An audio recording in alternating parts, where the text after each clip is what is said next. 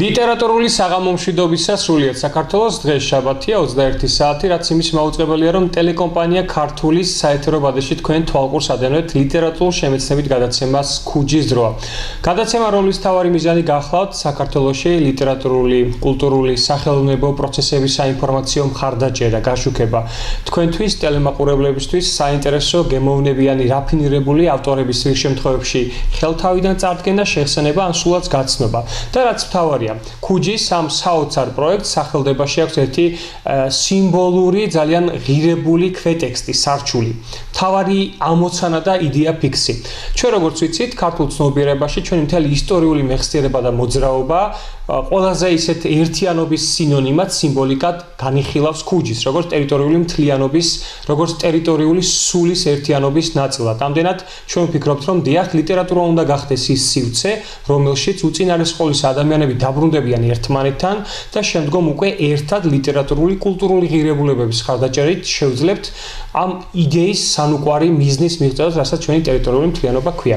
მე ამირან ჯანჯღავა რამ გადაცემის წამყვანი და დღეს ჩვენ ვისაუბრებთ, რა თქმა უნდა, ლიტერატურაზე და ძალიან გამორჩეული სტუმრები მყავს, ორი ძალიან საინტერესო ქალბატონი ნიანა ტრაპაიძე და მირანდა ერისთავი. ჩვენ შესავალში ძალიან ისეთი პოეტური წინაპირობა, რითმული და რიტმული დახასიათება წარდგენებში მინდა გითხრათ ორივე პოეტესა. ჩემგან ხელმარცხნივარის ქალბატონი ნანა პროფესიით ფიზიკოსი, ქიმიკოსი, ხოლო მირანდა არის ფიზიკოსი. რა საინტერესო სინერგია და სინთეზია, როდესაც თითქოს და ერთმანეთისგან განსხვავებული მეცნიერების ეს ორი დარგი საბოლოო თავს იყრის პოეზიაში და საერთოდაც ეს სულაც არ არის შემთხვევით, იმიტომ რომ პოეზია ყოველთვის იყო წინაპირობა, ფუნდამენტი, რაზეც არის დაშენებული ჩვენი სულის მოძრაობა. აქვე ვიტყვი, რომ ლიტერატურა არის ქართული ცნობიერების, ჩვენი იდენტობის, თვითყოფადობის ერთ-ერთი მთავარი, ასე ვთქვათ, შესანახი, ნავთსაყუდელი, ჩვენი კათარზისი, რომელშიც სახელმწიფოებრიობა შემოვინარჩუნეთ. ორივე თქვენგანი გახლავთ, ორივე მათგანი გახლავთ ლიტერატურულ კონკურს ფესტივალი ქუჯის გამარჯვებულები თავის დროზე და ორივეს მოგესალმებით. დავიწყოთ მირანდა თქვენგან. ორჯერ, როგორც ვიცი, მირანდა ლიტერატურულ კონკურს ფესტივალი ქუჯის მეორე ადგილს ადიხართ. აი, მაინტერესებს ეს კონკურს ფესტივალი ქუჯი რა არის, რა მოგცა, რა ემოციური მიკუთვნება გაქვს, რა შეცვალა შენში და ზოგადად რამდენად მნიშვნელოვანია მისი ლიტერატურულ სივრცეში არსებობა. მოგესალმებით, მივესალმებით თქვენს ერთგულ მაყურებელს. პირველ რიგში და მადლობას მოგახსენებთ მოწვევისთვის. რაც შეეხება ქუჯის, ვფიქრობ, რომ ეს არის ერთ-ერთი ძლიერი სიტყვა დღევანდელ საქართველოში, ზუსტად მაშინ, როდესაც ყველაზე მეტად გვჭირდება გვერდში დგომა და ერთიანობა და დარწმუნებული ვარ მაქსიმალურად იტყვის თავის სიტყვას. და ჩემი სურვილია გაჟღერდა, წინაზეც გავაჟღერე სხვადასხვა ქუჯის კონკურსზე, რომ ჩემი ოცნება არის, რომ ქუჯის, რადგანაც დატვირთვა აქვს ერთიანობის, შემდეგი კონკურსები ჩატარდეს საქართველოს დაკარგულ ტერიტორიებზე, როგორც არის ტაო-კლარჯეთი, აფხაზეთი, საინგილო და ასე შემდეგ და დარწმუნებული ვარ ქუჯიდან დაიწყება საქართველოს გაერთიანება. ნამდვილად და აქვე ეს პატარა, ასე ვთქვათ, რეპლიკის სახით, რადგანაც ქუჯის გაერთიანების საერთო იდეაზე კიდევ ერთხელ შევახსენეთ, ჩვენ შემოგვაქვს ხოლმე ესეთი ტერმინი, მაყურებელს მინდა შევახსენო, გსურს რომ სამეთხრო ლექსიკაში ახალი ერთეული შემოვიდეს, გავქუჯიანდეთ. ანუ გაერთიანების სინონიმი ახალი სიტყვა გავაჩინოთ. დიახ, საუბრობდით ბოდიში, შეგაწყვეტინეთ.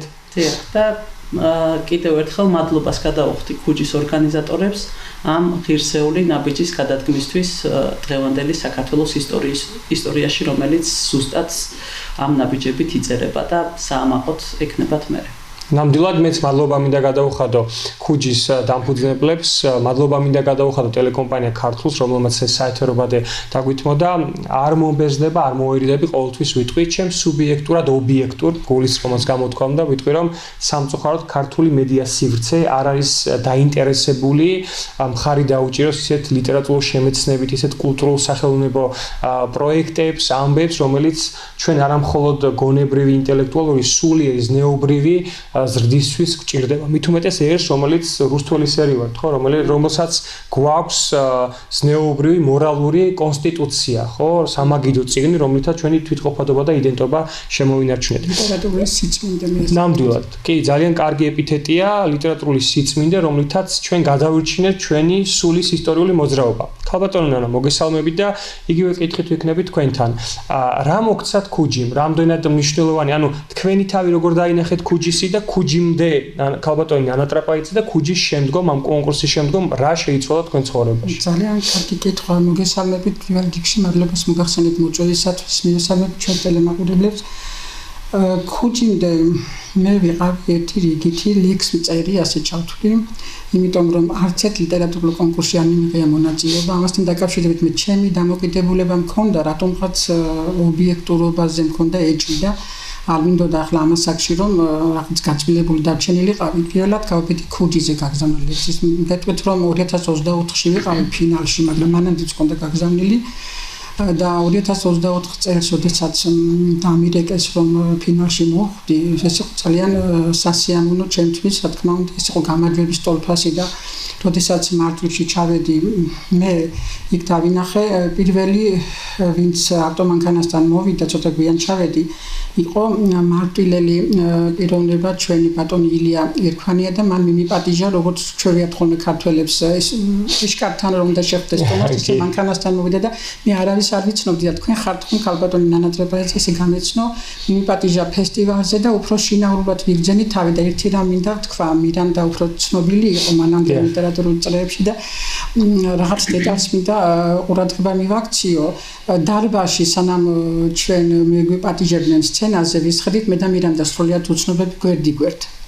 სცენაზე ავედით, ისევ გვერდიგვერდ მოგვიწია დგომა და მირანდამს ლექსმა დაიმსახურა მეორე პრემია, ჩემმა მესამე პრემია რაღაც დამთხვევა იყო თითქოს და ახლა გადაცემაში მე და მირანდა ერთად ვარ და დავებედეთ მოკლედ მე და მირანდა ერთმანეთს და კიდევ ძალიან კარგად მახსოვს ბატონ რაულ ჩილაჩავა იყო თავმჯდომარე მაშინ ჟიურის როგორ წარმატგინა საზოგადოების წინაშე რომ დღეიდან იცნობდეთ და ეს ბატონი ნანა ტრაპაიძეა და მე კიდევაც უთხარი ბატონ რაულს ერთ-ერთ შეხვედრაზე რომ თქვენ ჩემი ლიტერატურული ნათლია ხართ მეთქი მე ახლა ახლა დავიწყე ლექსების წერა მეთქი არ ვიტყვი ადრეც წერდი ლექსებს უფრო აქტიურად 40 წლის შემდგომ დავიწყე ბავშვობაშიც წერდი, მაგრამ მე მაგას ლექსებს არ უწოდებ, უფრო იყო რითმებთან თამაში. პირველი ესეთი შემთხვევა მქონდა მეხუთე კლასში, როდესაც საზაფხულო არდადეგებიდან დაბრუნდით. ქართულის მასწავლებელმა გთხოვა, რომ დაგვეწერა თემა, როგორ გავატარ, როგორ ხდება ხოლმე სექტემბერი პირველივე დღეს და მე არ ვიცი რა იყო, რა ძალა იყო, ავიღე კალამი და იმ დღესვე იმ 45 წუთში დაწერე ლექსი, რამოდენიმე სტროფიანი და მაშინ შეფასება იყო 5-5-ზე, ესე წერდნენ ლიტერატურის და ენის შეფასებაზე 5-5-ზე დამიწერა სრულიად უცნობმა მასწავლებელმა. და ფაქტობრივად ეს ყველაფერი გაცოცხლდა ქუჯის მეშვეობის წლების შემდგომ და ქუჯიმდე რა თქმა უნდა წერდი მე და ლიტერატურული გვერდი არის ასეთი პოეზია არის მოგხსენება და იქ ცოტა კრიტიკულად უდგება მისი ადმინისტრატორი ამ ლექსების საკითხზე იქ დამბეჭდა მე რამოდენიმე წლის შემდეგ და ასევე თქვენს ქვემოქვათლელი ბრძანდებით რუსთაველი მეც რუსთაველი ვარ ამჟამად და იქ გამოვიდა რამოდენიმე წლის წინ გეცოდინებათ ალმანახი ხო ალმანახი ქვემოქვათლელი გულდებულები და მან დავიბეჭდა ჩემი რამოდენიმე ლექსი და პირველი ნათლობა ჩემი ასევე პერიოდულ პრესასთან მოხდა მე ადრე 90-იან წლებში ტელეკომპანია გურიაში მუშაობდი მე რუსთავში ახლა ვცხოვრობ თორმე წარმოშობით გურიიდან ვარ ოზურგეთიდან და იქ გამოდის ლიტერატურული გური ასეთი გაზეთი და ჩემი მეგობარი არის ერთად მუშაობთ ტელევიზიაში მე და თემურ მარშანიშვილი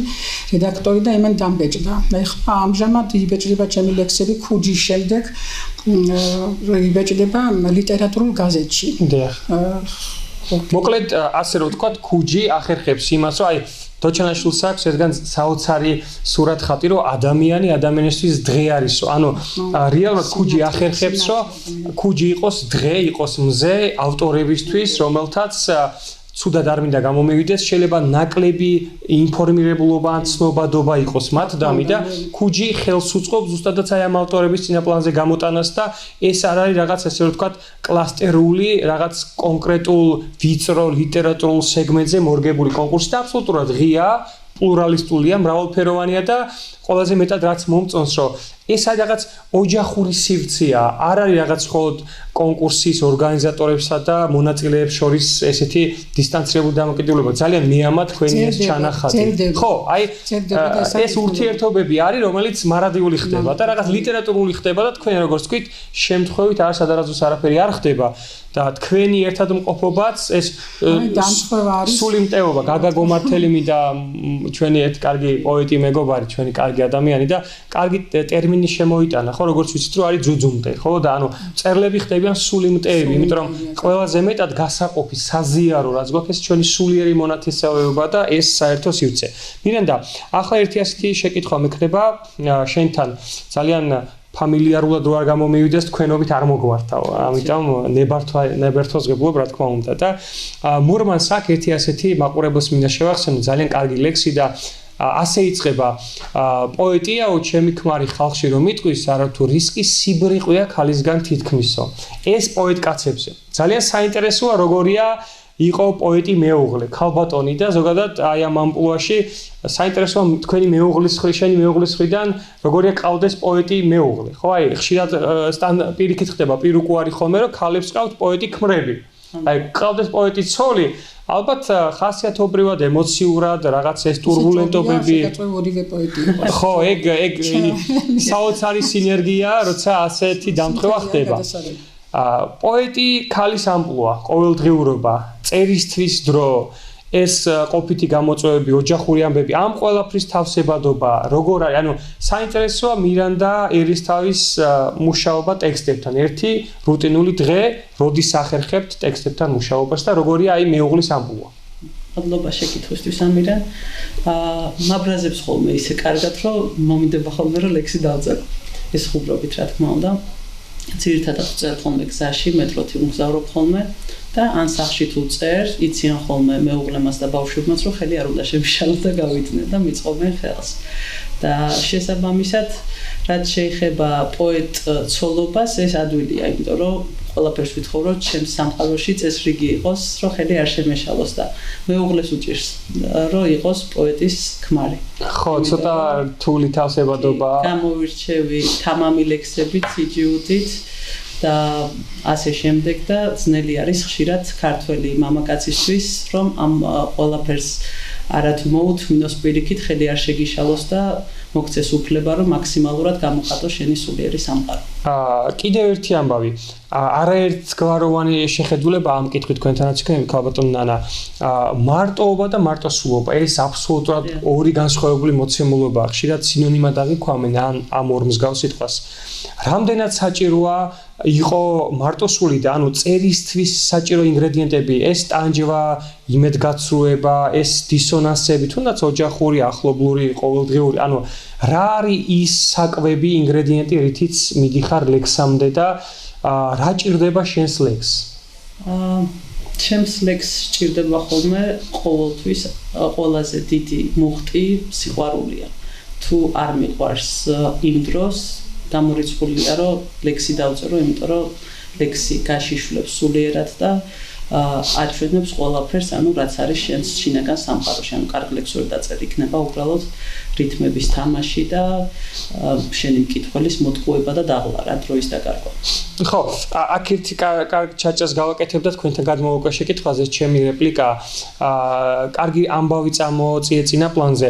ბევრმა ისწავლა ლექსის ინჟინერია, არქიტექტურა, ისწავლა რიტმების, მუსიკის, მელოდიის, რითმების დაჯგუფება, დაწყვილება და თითქოს ერთი ზედაპირული დათვალიერებით მომნუსხველიც კი არის, მაგრამ მერე ლექსის დასრულების შემდგომ ყველაფერი მთავრდება და საკუთარ თავთან მკითხველი რჩებით და რა, ანუ თითქოს ყველაფერი გარეგნული, ფასადური მხარე იდეალურადაა აგებული, აწყობილი, თუმცა იცი ხა შედაც თქვი მირანდა ის სულის მოძრაობა, ის ემოციური ქარიზმა, ის განსხვავებული შინაგანი ტურბულენტობა და ნებათა ღელვააკლი ამ ყველაფერს. ქალბატონ ნანა, თქვენი ლექსთან მუშაობა, ტექსტთან მუშაობა, მაინტერესებს როგორია იქ შვილები, ოჯახი, ყოფითი საზრუნველი, ქართველი ქალის ამპლუა კიდევ სხვა, ქართველი დედის მოცემულობა კიდევ სხვა ამბავია. რა გჭირდებათ იმისთვის, რომ ნანა ტრაპაიძემ შეძლოს თავისი შინაგანი სულის მდგომარეობის გარეთ გამოტანა და რა გიშლით ხელს? პირველ რიგში შთაგონება არის საჭირო. შთაგონება და იმ დროს, როცა შთაგონება მოდის, არ არის საჭირო რომ დრო მქონდეს. რამდენიმე ფრაზას ჩავენიშნა, რაზეც უნდა ავაგო. შემდეგ როცა თავისუფალი დრო მაქვს, წერთ, შთაგონება დავიჭირო. და მე მიმაჩნია რომ როდესაც ადამიანი წვალობს ასე ვიტყვი და წერს ლექსს, რაში ჭირდება მას ეს ვერ გამიგია ერთმა ჩემმა ახლობელმა კი ახალგაზრდა იყო და ლექსებს წერს ის ახალგაზრდა და ციტა ერთ სტრიქონში ქონდა ბავშვად 8 მარცვალი, მეორეში 9, მესამეში 10 და მეუთხარი ასე არ ვარ გაუნდა იყოს თანაბარი რაოდენობა, რითმები ქონდა და მაგას როგორ ხვდებიო მკითხა და ითვლიო და მე არასოდეს არ ვითვლის, თავისით მოდის. ერთი მარცვალიც ან რო ზედმეტი იყოს, ან მეტ ნაკლები იყოს, ყოფს ხდება და თავისი შინაგანი მუსიკა რასაც ეჩვევა მწერალი. და მე ძირითადად წერ კონვენციურ ლექსებს ვერლიბში არ მომისინჯავს თავი, ასევე ჩანახატებს და ნოველებსაც წერ თუ ვერლიბის წერა მინდა, ეგერ უკეთესი ვარიანტია რომ უფრო არ არის ჩარჩოებში და მოთხრობას დავწერთ. ამიტომ შთაგონება არის მთავარი და მოხერხება ასე თუ ისე მარტოობა და მარტოსულობა თქვენ კარგად თქვით. მარტოსულობა ეს უფრო ფსიქოლოგიური მდგომარეობაა. მარტოობა ნამდვილად ჭირდება რომ ლექსი დავწერო ოთახში უნდა ვიყო მარტო აუცილებლად ეთქვა მუზა მაშინ მოდის სიწყნარეში. რა ვიცი. საინტერესო ახლა თქვენ ერთი თემატიკა წამოჭერით, რაზეც ასე მცირე პატარა ორიოდე სიტყვით გავცვალოთ აზრები და მე უკვე რადგანაც პოეზიაზე და ლიტერატურაზე საუბრობთ, უშუალოდ თქვენი პოეზია იქნება ის თავი სათქმელი, რომელიც ჩვენი ტელემაყურებლის წინაშე უნდა გახმიამდეს და რომლითაც სიამოვნება უნდა მივინიჭოთ, იმიტომ რომ პოეზია სხვა ესთეტიკაა, სხვა სულიერი საკვებია და ისე როგორც არასდროს ჩემი ეს სუბიექტური შეფასება ტექნოკრატიული პროგრესის კვალდაკვალ ძალიან ასე ვთქვათ ხელშესახები გახდა სულიერი შიმშილი და ამის შევსების ყველაზე ცოცხალი გზა მგონია პოეზია. ფორმები ძალიან ბევრი ფორმა მოვსინჯეთ, არის იქ ვერბლანი, თავისუფალი ლექსი, არის მინიმები, ჰაიკუ, ჰოკუ და ასე შემდეგ, ტანკა, რობაიები, თითქოს და ამ შეკითხვაში არ მინდა ძალიან მოზომილი მინდა ვიყო. ხომ არ მოხდა ისე რომ თითქოს და უფრო მომგებიანობის ტენდენციურობის გამო გადავედით რაღაც სხვა ახალ სტილზე და ხომ არ მივატოვეთ ქართული კლასიკური ლექსის ფორმა, ან შეიძლება პირიქით ეს სიახლეები გჭირდება ლექსის გაჯანსაღებისთვის, რომელი ლექსია თქვენთვის როგორც ავტორი თქვენ ფაქტობრივად თქვით კიდეც ამ შეკითხვაზე კონვენციურ ლექსთან უფრო მეგობრობთ. მირანდა შენი აზრი მაინტერესებს, ანუ სად უფრო მოზომილად, უფრო კომფორტულად ზნობ თავს და რამდენად მნიშვნელოვანია ამ კლასიკური ხაზის შენარჩუნება და ამის განვითარება და აქედან ძალიან არ გადახვევა. ის მაინტერესებს ავტორის ამბუაში. დიახ, კარგი კითხვა არის. მე პირადად ძალიან მოყვარს მინიმები, იმიტომ რომ ვთვლი რომ დღევანდელობაში ხალხს უჭირს უკვე წიგნთან მეგობრობა, ურთიერთობა და დრო არ არის ამის ასე ვთქვათ და არის უამრავი ინფორმაციის შემოდინება გონებაშიც ისედაც და შესაბამისად ყველაზე მომგებიანი ავტორისთვისაც არის მინიმა რომ კითხველმა წაიკითხოს და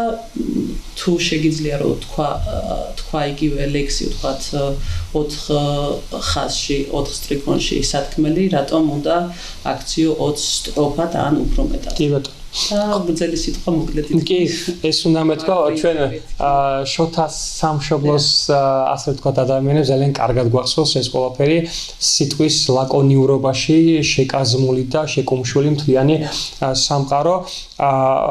რა თქმა უნდა მინიმას ძალიან კარგი მოქნილობა აქვს თავისი ხიბლი, ელფერი, მეც მომწონს რა თქმა უნდა, მაგრამ რატომღაც ერთი რიგითი მკითხველის ამპლუაში კონვენციურ ლექსთან ჭიდილი ეს სირთულე, ეს ხო ფაქტობრივად შრომა, ეს არის ინტელექტუალური სულისმიერი და გულისმიერი შრომა, რომელსაც მე პერიოდულად ყოველთვის ვამბობ, რომ ჭილაძე ჩემი ერთ-ერთი გამორჩეული ავტორია და იქ ჭილაძის ესეებს, პუბლიცისტიკას, მის ამბებს არის ერთ-ერთი ხედვა, რომ ის თავსაც ყლიბამდა ხოლმე საწერ მაგიდასთან და ცდილობდა, რომ მთელი შრომა ენერგია ჩაედო ამ ყველაფერში. თქვენი აზრი მაინტერესებს ამ ლექსის ფორმებთან დაკავშირებით კიდევ ერთხელ ქალბატონ ნანი. მოგახსენებთ ლექსის ფორმებთან დაკავშირებით მე ვერ ვწერ ბელდიფს, ეს ჩემი მინუსია შეიძლება, მაგრამ ისე არ ფიქრობ რომ მაინც და მაინც კონვენციური ლექსია კარგი, იმიტომ რომ ზოგჯერ ისეთი ველები წამიკითხავს ემოციურად, ძალიან კარგი ველები წამიკითხავს. არის ასეთი პოეტები რომ მხოლოდ ველებს წერენ არაჩვეულებრივად. ჩემს პოეზიას რაც შეეხება სჭარბობს აქ ლირიკა და როდესაც ლირიკას წერ იქ მოკლე დაწერა არ გამოვა ლექსს ჭირდება შესავალი კანძის გახსნა კულმინაცია და ფინალი აუცილებლად როდესაც ლირიკული გმირი შემოყავს უნდა იყოს ნათელი რატო შემოყავს და მისი მოკლედ არ გამოდის ანუ ასეთი მარტივი ამბავიც არ არის მაყურებელს მინდა უთხრა რომ ლექსს თავისი განსაზღვრული კანონიკა აქვს თავისი სტრუქტურა აქვს თავისი აგებულება თავისი სხეული აქვს და თავისი სულის მოძრაობა აქვს ერთ რამეს ვიტყოდი სამწუხაროდ ბოლო პერიოდის პრაქტიკა მუსიკოსები ხშირად რაღაც თავად მოირგებენ ხოლმე ავტორის ამპლუას თვითონვე წერენ მომღერლებზე მაქვს ვოკალისტებზე საუბარი ტექსტებს და მე ამას ამღერებენ მე ვფიქრობ რომ გაცილებით უპრიანია იმ ადამიანის პოეტის მიერ დაწერილი ტექსტი ლექსი იმიტომ რომ იმას თავისი რიტმი აქვს თავისი მუსიკა აქვს თავისი მელოდია აქვს და უკვე ეს რიტმულობა კომპოზიტორის მიერ ახმოვანებული და გაჟღერებული კიდე სხვა მომნუსხველობასა და პეწს ელფერს იძენს ხოლმე რადგანაც ვისაუბრეთ ლექსზე პოეზიაზე ფორმებზე დრო ალბათ მაყურებელს მივანიჭოთ ეს სიამოვნება ხშირად ჩემს ყველა გადაცემას და ზოგადად პირად საუბრებსაც რეფრენად გასდევს ტერენტი გრანელის ეს ხატოვანი შეძახელი რომ პოეზია მისის უეც არის სიხარული რომელიც გვაკლია დღეს დედამიწას და ყველაზე ცოცხალი ყველაზე კომფორტული და ნამდვილი ავთენტური სიხარული პირადად ჩემთვის და ალბათ ყველა ვინც გამოსდის პოეზიასთან ახლო მეგობრობას და ახლო მყოფობას დამერწმუნება და დამედასტურება მოდი მირანდა დავიწყოთ შენით და დავიწყოთ ლექსებით პოეზიით და კვალდაკვალ აი თქვენი ლექსებიდანაც დარწმუნებული ვარ რომ იმპროვიზებულად ახალი თემატიკები შემოიჭრება რომ ჩვენს მსმენელს კიდევ ერთხელ ვესაუბროთ იმ თავარ ფუნდამენტურ ღირებულებაზე რასაც ლიტერატურა ქვია უსმენთ მირანდა ერისთავს და მის პოეზიას. Არკით, რადგან აღნიშნა ქალბატონმა ნანამ ჩვენი ფიზიკოსობა და ქიმიკოსობა უცებ მომივიდა აზრად რომ მოდი წავიკითხავ მათემატიკაზე ლექსს. საინტერესოა. ფიზიკაზეც მაქვს და ქიმიაზეც ხადია ლექსი. და უცხნით ჩემს დაიგოს რომელსაც ყველას ძალიან უყვარს და ინგლისიდან სულ ამას თხოვს ხოლმე რომ ეგ ლექსი წაიკითხავ. სიყვარულის მათემატიკა. მინდა შენს თვალებთან გატოლება ვეძებ რა ფორმულით აიხსნები მრავალ სვლადიანო განტოლება პლუს უსასრულო ხარისხებით შენი მზერის ყველა מחვილ კუთხე მართი კუთხით ამაქვს გაკვეთილი უკვე მე რამდენად დაგიზუთხე როგორც საზეპირო გაკვეთილი ახლაც შენი გულის წერტილიდან ერთი რადიუსის ვხატავ წირებს ეს წრფელიც ისეთი წყვეტილია უკვე მათ გადაბმებს შევეწირე ამდენ ხარისხებში აყვანილის მიჭირ შენგან ფესვის ამოღება თავი ბევრჯერ ხელში აყვანილი უშენო და აღარსად არ მომყვება ჩვენი კათეტები რომ შეჯამდეს გიწერ პითაგორას თეორემას შენ რომ მიმატოო ან შეგჯავდე მე თავ შეგაყვარებ მეორედაც ტანგენს კოტანგენსში ახლართული ტანგო ვიცეკოთ და გავაბოლოთ ვეცებ შენს თვალებში კვადრატული ყველა განტოლების პარაბოლებს მოდი უსასრულოდ გაქციო ან ამოხსნა მეტი არ გაკრითმო ჩემო სიყვარულის აქსიომაო ჩემო ერთადერთო ალგორითმო აი რა საინტერესოა მათემატიკა რომელიც პირადად ჩემთვის ვიქნები გულწრფელი ცოდვა გამხელილი სჯობს არც თუ იმდენად მიმზიდველი საგანი იყო აქ პოეზიამ სულ სხვა ფორმით შეეძლო მისი ტრანსფორმირება, ხო? პოეზიის ფენომენი მისტიკურობა, მისი მიღმურობა არის, რომ ის არც დროს, მანძილს, არც სივრცეს არ ემორჩილება და ნებისმიერი ამბავი შეიძლება სულ სხვა ფორმით მეტამორფოზა განაცდევინოს. ქალბატონი ნანა, გისმენთ ახლა თქვენ ჯერია დიდი სიამოვნებით და ინტერესით? მე მინდა აღნიშნო, რომ ჩემი ლექსი, რომელიც ფინალში მოხვდა ეხებოდა ჩემ მამაზე მქონდეს ლექსი დაწერილი ცოტა მძიმე თემატიკაა რეკვიემი მამას ასე ქვია და რადგან მამაზე დაწერილმა ლექსმა მე ფინალში გამიყვანა ამ ლექსს არ წავიკითხავ მაგრამ ისევ მამაზე წავიკითხავ და ცოტა შესავალს გავუკეთებ თუ რა პერიოდს ეხება ეს ლექსი უფრო გასაგები რომ იყოს ჩემი მამა ცხოვრობდა მთიან გურიაში სოფსის ხეობა არის ულამაზესი სოფელი შუასურები იქ ცხოვრობდა სანამ მე გავჩნდებოდი მე ორი უფროსი დამყავს და შემდეგ ჩამოსახლდა ბარის გურიაში ოზურგეთში იმიტომ რომ იქ გაუსაძლესი პირობები იყო მთაში ადრე და ოჯახის გადარჩენის მიზნით ჩამოსახდა გურიაში და 90-იან წლებში, როდესაც ეკონომიკური მდგომარეობა ძალიან ცუდი იყო, მოგეხსენება თქვენ ბავშვები იქნებოდით, მაგრამ თქვენი მშობლების ზურგზე გადაევლიდა ეს ძიმე პერიოდი.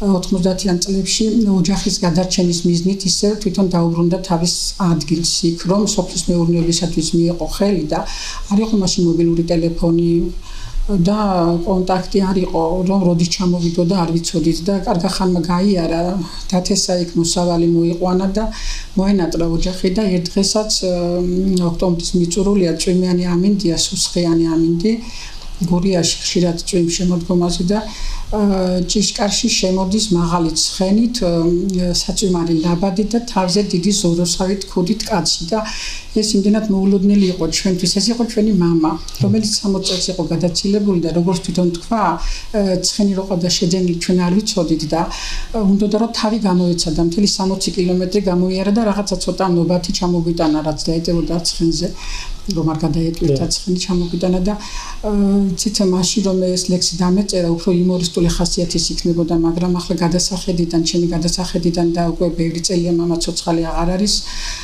სულ სხვანაირად წარმომიდგენია ის საღამო, როდესაც ბუხრის პირას ვისხედით, ჩვენ 5 დედმამიშვილი ვართ და მაშინ დასულები ვიყავით, მუშაობდით, კიდევაც მაშინ მოგახსენეთ ტელეკომპანია გურიაში მუშაობდი, მაგრამ იმდენად მიზერული ხელფასი იყო, რომ არაფერში არ ყოფნიდა. და ოჯახის გადარჩენის მიზნით მან გადადგა ეს ნაბიჯი და ის საღამო, როდესაც ჩვენ ვისხედით ბუხრის პირას, არის ოჯახური სიტყვის, სიყვარულის, იდილიის უზადო მაგალითი და ამაზე მაქვს ერთი ლექსი დაწერილი, წაგიკითხავთ. ოდიში რომ ფურცლებს ვაშხიალებ, მაგრამ ტელეფონი დაიხშირად ფურცლები შეალებდეს, იმიტომ რომ ფურცელს სხვა ცოცხალი ენერგეტიკა აქვს. მან მიიღალა სხვათაშორის ლექსებს მე ყოველთვის ფურცელზე ვწერ, იმიტომ რომ იქ რაღაცა რითმათა წყვილს რო დავწერ, შეიძლება იმ წუთში არ მომეწონოს, მერე მომეწონოს, მიუბრუნდე და ტელეფონში ამას ვერ შეძლება ადამიანი. და ფურცლებთან ურთიერთობა გამომდის და კიდევ ბუნებასაც ურთილდები, ამ ჩემ ნამუშევარ ფურცლებს თუ ვინმე ნახა, იმდენი ლექსები მაქვს დაჯღაბნილი, ვინ არის ესე იფიქრებს და ვაბარებ მაკულატურაში. ასე რომ ასე ბუნებას ურთილდები და ამ წაგიკითხავთ ახლა ამ ლექსს. მამა ჩამოვიდა სურებიდან. 10 წელზე მეტია ველოდები. დედამ გამოაცხო პურები და უმალ ჩამოართვა ჩემოდნები. ცხენზე აკიდებულ მძიმე ტვირთას სოფლის შემოდგომა მოგვიტანა. ცრემლი კურცხალევით ამიზვით და იმ დღის ეშხის მადლით ამდევს თანაც მაჯა გულისცემით ამიჩქარდა უკვე რახანია ვერსად ვნახე. არსად შემეგება სიზმრის გარდა შრომით დაღარული მამას სახე. სახლის ბოთს მიაბა მურგას ხვედი.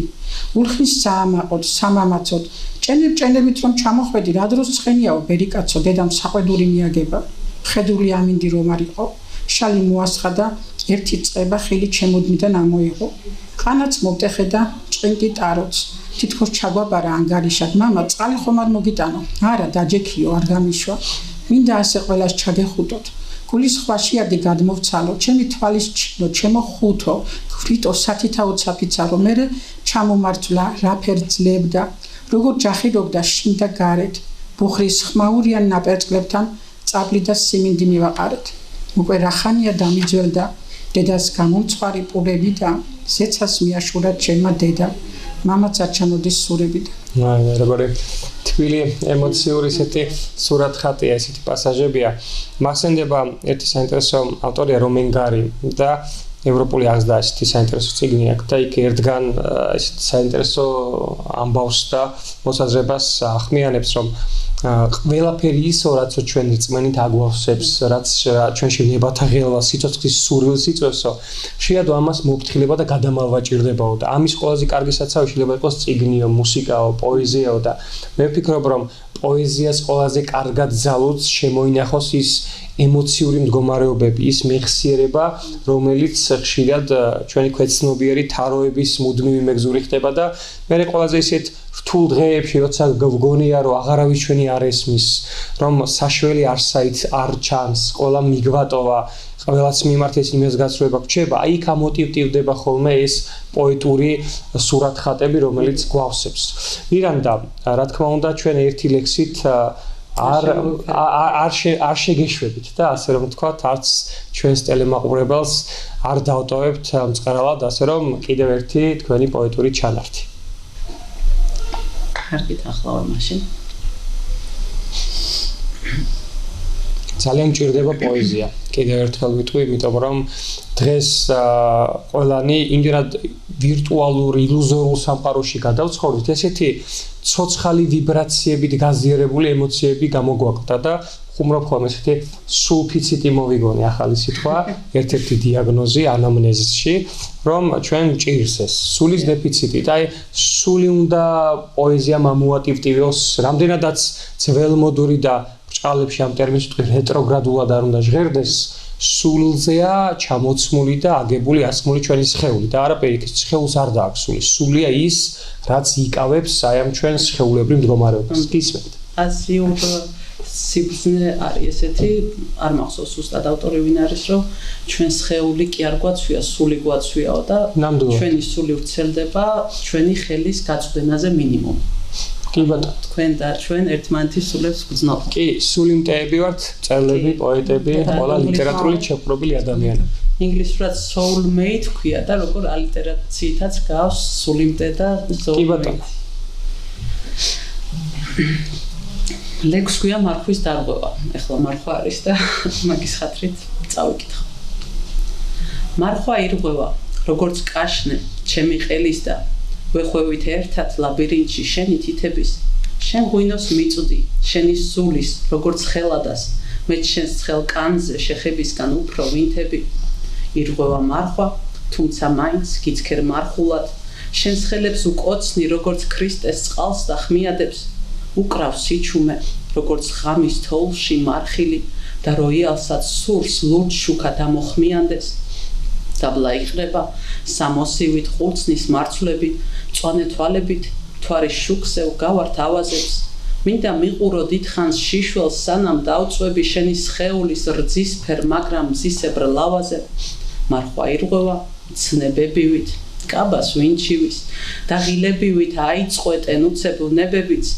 ხან დავიმორცხვებ, ხან ავიშვებ ცუდი ბიჭივით შენს ჩემს სურვილებს მიხვები და თამაშს ნებდები. მარხვა ირღვევა, რძეცი იღვრება, ვცოდა, ვუტიფრო, ცუც რომ ვაკეთე, რომ დავფიქრდე, გან არ მჯერა, ღმერთო შემინდე, ყველა ცოდვა, ბოლო მით უფრო, რომ მარხვას ვარღვევ, ჩემში ღმერთის გადასარჩენად. მოკლედ ახლა ესეთი რეპლიკა მინდა ვთქვა.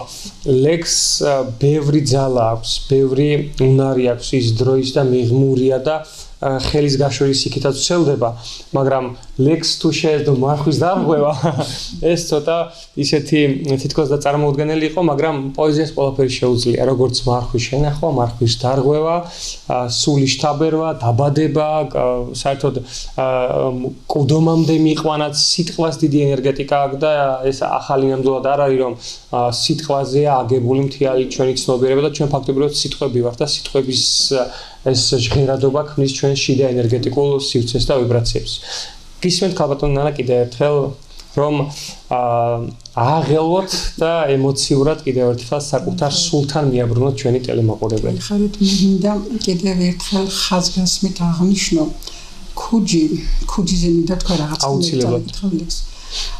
ქუჯი გარდა იმისა რომ ლიტერატურული პროცესების განვითარებას, პოპულარიზაციას უწყობს ხელს და ასევე ამ შემოქმედი ადამიანების ურთიერთობების გაღრმავება ჩამოყალიბებაში ლომის წილი მიუძღვის, მას ამ დადებითი თვისების გარდა ერთი მისტიური თვისებაც ახლავს და რა არის ახლა ეს ვიტყვი. თავის და უნებურად შეუძლია ადამიანების გახარება და რატო ვამბობ, წეხან მირანდამ ახსენა მათემატიკა ლექსში და მე მინდა თეორია ვახსენო მათემატიკური ასეთი ალბათობის თეორია. ალბათობის თეორიაში არსებობს ფორმულები, რომ რამდენად არის შესაძლებელი ესა თუ ის მოვლენა პროცესი, ეს ალბათობა რომ დაემთხვას ერთმანეთს და ის რაც მე ახლა მინდა ვთქვა, იმის ალბათობა რომ ეს პროცესი არა და ეს მოვლენა დაემთხვას არის წელიწადში 365 დღე და ერთ დღეს არის ადამიანი დაბადებული. დღეს არის ჩემი დაბადების დღე. ოი, რა საინტერესო ეს. ეს არ ვიცოდი და ძალიან კარგია რომ არ გაგვიმხილეთ წინწლები.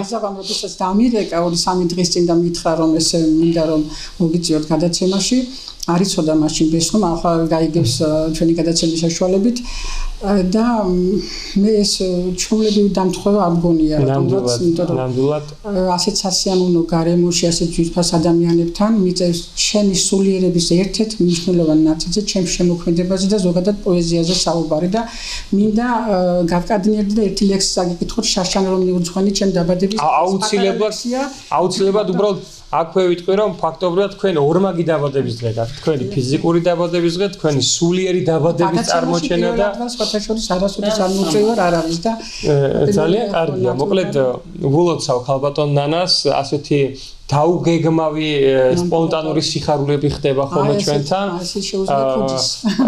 ძალიან კარგი არის ის რომ არ გაგვიმხილეთ, მაგრამ ახლა უხერხულად ვიგზენი მე თავი რომ აქამდე ვერ მოგილოცეთ დაბადების დღე. გილოცავთ სულის ხორცის მიერ და მოუჩენელ სიყვარულს და რაც მთავარია პოეზიას, რომელიც თქვენი ხელთავიდან დაბადების ძალიან მნიშვნელოვანი მკვლევარი და წინაპირობაა. ნამდვილად სხვათა შორის პოეზიას მე ვეზიარე 40 წლის შემდგომ ხო ჩემს ასაკს გავამხელ არაფერი დასამალი არ მაქვს დღეს 57 წლის გავხდი და იცით როდესაც განცხადებებს აკეთებენ ორგანიზაციები ან კომპანიები რო თანამშრომლებს ავიყვანთ წერენ 18-დან 40 წლამდე 40 პლუსი არ განიხილება და მე მუზა მამიყვანა 40 წლის შემდგომ მართალია ფინანსური დაინტერესება იქ არანაირი არ არის მაგრამ თავი სულია და სულიერების გადარჩენისთვის ეს არის შესანიშნავი პოეზიას აქვს უფასო ბედნიერება და ორგანიზაციებს აქვს ფასიანი ბედნიერება რაც უფრო ძვირიჭდება ახლა წავიდეთ ამ ჩემს ლექს შაშა რომ მიუძღვენი ჩემ დაბადების დღეს მადლობა უფალს ასე ქვია ლექს სუსხმა დააზრო ობოლი მთვარე მოგსოვეს სიტყვა ლექსის სამოსი ხვალ მე რამდენი იქნება ხვალე ხანი მადროებს დრო კი გამომწდის ირღვევა ჩემი გორგალის ხվია შემომეწერა ყველა წერილი მე ახლა ჭადრის ფოთოლი მქვია ჩემს ფანჯარასთან შემორჩენილი იდგა შუაკვირა ოთხშაბათი და სამთარი ძალას იკრებდა როგორ დაწერწოდა ქარი თეთრად ბარდნიდა იშვი მშობლების მესამე გოგო და იმ თოვლიან დეკემბრის ღამეს მოვლინება რომ წინხვდა გვიანი დედას უშრეთ და ტკივილის წამებს რომ გავჩნდი ქვეყნად ქუდბედიანი თუმცა მომპარეს ქუდბედის ბადე რაც დამრჩა სულში ყინვის ამდებად მადლობა უფალს რომ დავიბადე აღებდა ჩემი არ დაბადება ნამდვილად მადლობა უფალს და მე ვფიქრობ რომ ერთ-ერთი მთავარი საყრდენი ადამიანის გადარჩენის პროცესში არის რწმენა დაბადების აქტში. ხშირად მithქვამს კიდევ ერთხელ გავიმეორებ რომ ფიზიკური დაბადება ცოტა არადემოკრატიული აქტია თქო, იმიტომ რომ არც ერთ ეტაპზე ჩვენი ნებელობა არ არის გამოხატული, ხო? მაგრამ ჩვენ და დამოუკიდებლად, მაგრამ ზემდგომმა უფალმა ჩვენში ყველაზე ღვთიური კოსმიური, ყველაზე სუვერენული და აღმატებული ეს ნებელობა ჩადო, რომელშიც ჩვენ შეგვიძლია ჩვენივე თავი დავბადოთ ხელთავიდან. ანუ ჩვენ ვიყოთ შემოქმედი ჩვენივე დაბადების აქტისა. და ეს არის ძალიან ღვთიური მადლობა უფალს და მე ვფიქრობ რომ რწმენასთან დაბრუნება და ღმერთის საკუთარ თავში შემოშვება და ჩვენი ერში ხელთავიდან დაბრუნება ძალიან მნიშვნელოვანი აქტი იქნება აი ამ რთული პროცესების გასაძლებლად. კიდევ თითო ლექსიო წავიკითხოთ და ბოლოს ქუჯის აქვს ძალიან კარგი ტრადიცია. ბევრ კარგ ტრადიციასთან ერთად ვეფხისტყაოს სანის პოპულარიზაცია კიდევ ამ ფორმით სულს რომ ყველა გადაცემაში თითოეული სტუმარი მისთვის რჩეულს, სტროფს, აფორიზმს, ტრიქონს წაიკითხავს და ამით შევახსენებთ ერთმანეთს აი ამ იშვიათი გამორჩეული კოსმიური ლიტერატურული ძეგლის მნიშვნელობას. გისმენთ პირადად. საქმე. რადგან დაბადებაზე გავაგრძელეთ, წავიკითხავ ლექს ქვია იშვი. შენი თავიდან იშვი ეკეცი შენ სულს დედად ცხოვრების მუდმივ კირში ჩატოვე ყველა დარდი იშვი სიცილში იშვი მიბაძე ბავშვთა ქცევას შენი გრძნობების ნიშა ციდან თოვლივით ცვივა მომავლიდანაც იშვი აწმყოს ეკეცი მოწმედ სანამ სამყაროს შიშებს თვალებს ცრემლებად მოწმედ იშვი მიწიდან ცაში მანამდე ცაშვი შენში სანამ სამყარო წაგშლის სანამ სამყარო შეგშლის ბავშვობიდანაც იშვი ეკეც ღვთის სიტყვას ეკოთ სანამ სული გაქვს პირში მიწა შენს უნდა ქექო სანამ ერთხელაც მიწით და გეფარება სახე იშვი შენშივე იშვი და სასწაული ნახე შენს დაბადებას უხმე სანამ ყველაფერს არევ უსხეულო და უხმო სიკვდილშიც იშვი ბარე ძალიან ფილოსოფიური, ძალიან ღრმა სააზროვნო პასაჟები იყო, სურათხატები, ძალიან ისეთი აზრობრივი თანწყობა და ისეთი მიღმური ტრანსცენდენტური დამოკიდებულებები, აი თუნდაც ის რომ სიკვდილში უნდა იშვას ადამიანი, დიახ, სიკვდილია დაბადების სხვა ფორმა, რომელიც სამწუხაროდ ვერ მოგვაწოდეს თავის დროზე სათანადოდ. კიდევ ერთხელ მოგისმენთ ქალბატონი ნანა და ბოლოს უკვე მე ვეფხისტყაოსნისკენ წავიდეთ. ნელ-ნელა ჩვენი გადაცემას თავის ლოგიკურ დასასრულს მოახლოვდება. ჩვენ ლიტერატურაზე ძალიან ბევრი შეგვიძლია ვისაუბროთ, თუმცა ქრონომეტრაჟით სამწუხაროდ დროის ბიუჯეტი გვაქვს გამოყოფილი. გისმენთ ქალბატონი ნანა. სულ მალე ახალი წელი მოდის.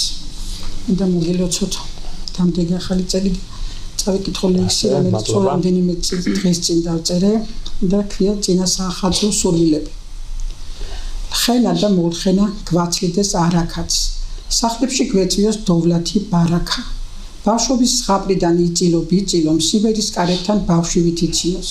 ზამთარში თოვლშიაც ვარდები ყვაოდნენ. სიხარულს აბევრებს სითეთრე რაოდენ, არხიბლავს მისნობა და ქირომანტია მზეს როცა ყინვაში ჩირაღდნათ ამთია.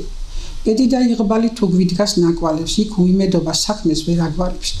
ახლა იმ ხნისა ვარ არც მზის და არც მთვარის. ცხოვრებას ოსურდებს სხვა ყურით, სხვა თვალით შეცქერი მე ჩემს წილ დარჩენილ ბილიკებს. დრო გვაცლის რა ხანსაც, საჩუქრად გვირიგებს. ყოველ წუთს, ყოველ წამს, ძვირფას და სანადრელს. იცოცხლოთ დიდხანს და გავწვდებით სანამდეც, იქამდე გვშვენოდეს სურვილად და წესად, მტრობისას სამოყრო სიკეთის დათესვა. ამ ახალ წელიწადს სხვა რაღა ვინადრო. მე ერთმა რიგითმა ქართველმა, ვინაც რომ შეხარის განთიაც და ყოველ ცისმარე, სულ მცირე სურვილს რომ საჩუქრად იკმარებს. თუმცა რა მცირე, ბეება ფასი აქვს, საგანძურს, ვინც და რაც მიცოცხლებს ხასიათს.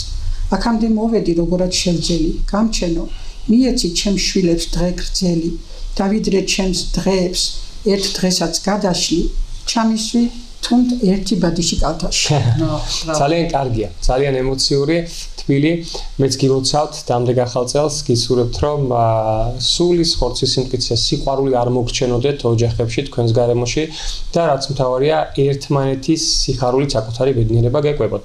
ნელ-ნელა უკვე ჩვენ ბოლოსკენ მივდივართ და ის როგორც წეღანով თქვით, გავახმიანეთ ვეფხისტყაოსნის ერთი სტროფი, მოდი დავიწყებ. მე ორიოდი სიტყვით ვიტყვი რომ ვეფხისტყაოსანი ჩვენი სულიერი ზნეობრივი მორალური კონსტიტუცია, ჩვენი თვითყოფადობის იდენტობის, ჩვენი ცნობიერების ერთ-ერთი მდგენელი და ვეფხისტყაოსანმა არაერთგზის გადაგვირჩინა ჩვენი სულის მოძრაობა. ვახ სოფელო, რაში განხარ, რას გვაბრუნებ, რა ზნე გჭირსა, შენი ყოლი მონდობილი ნიადაგამცა ჩემებრ ტირსა, საწაიყვან სადაურსა, სადაღუფხრი საით ძირსა, მაგრამ ღმერთი არ გაწირავს კაცსა შენგან განაწირსა. ნამდვილად აქაც ამხელა შვება უფლის ჩართულობისა და იმედის კუთხით. მირანდა გისმენთ.